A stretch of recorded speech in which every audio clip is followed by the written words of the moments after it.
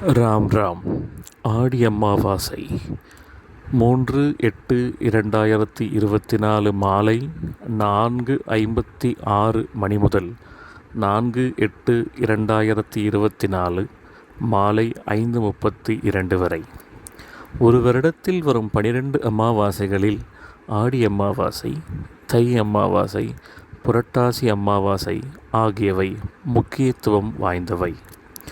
முன்னோர்களை நினைக்கவும் திதி கொடுக்கவும் மிகச்சிறந்த நாளாகும். ஆடி அமாவாசை குலதெய்வத்தை வழிபடுவதற்கு சிறந்த திதியாக அமாவாசை திதி திகழ்கிறது.